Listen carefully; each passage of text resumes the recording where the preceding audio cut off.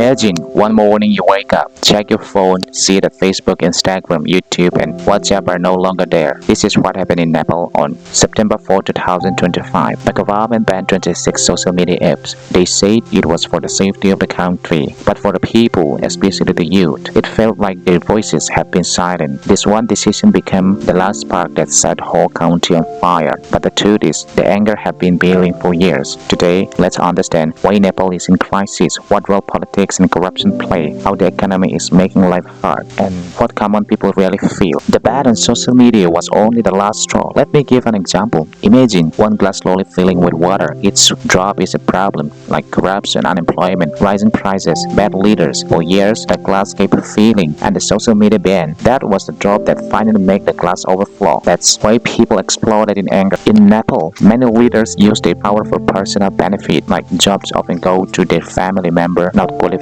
people. Politicians' children called Nepal kids. They show off expensive cars, designers' clothes, and luxurious vacations. Meanwhile, common people can even afford basic healthcare or school fees. For example, imagine a minister's son driving a luxury car, while a farmer walks 5 kilometers just to fetch clean drinking water. That difference hurts the people deeply. And also, Nepal's youth unemployment is very high. Many young people dream of leaving for a job in other countries like Malaysia or even India. For example, a young boy completes college but can find job for 2 or 3 years. He ends up working as a delivery driver. Meanwhile, politicians' family live like a millionaires. For Gen Z in Nepal, lives feel like a bad end. They are educated, connected to the world through social media, but see no future in their own country. After the ban of social media, young people pour into streets, and some ministers were chased, beaten, and forced to run for their lives. The situation became so bad that the army had to be called. Curfews were declared. At least 19 protesters were killed and hundreds were injured. For example, imagine a father sending his son to join a peaceful protest. By the evening, the son comes home with bullet wounds. This pain is what pushed the people even harder. The protests grew so strong that the Prime Minister K.P. Sharma had to resign, and several ministers also stepped down. The government lifted social media ban, promised free treatment for the injured, and announced compensation for the families of those who died. But people still ask, will these promises really be kept, or it is just to calm the anger for now? Nepal's story teaches us something important. When leaders forget the struggle of the common people, when corruption becomes normal, and when youth lose hope, change is no longer a choice, it becomes a demand. The 2025 crisis is not just about banning social media, it is about the future of Nepal's youth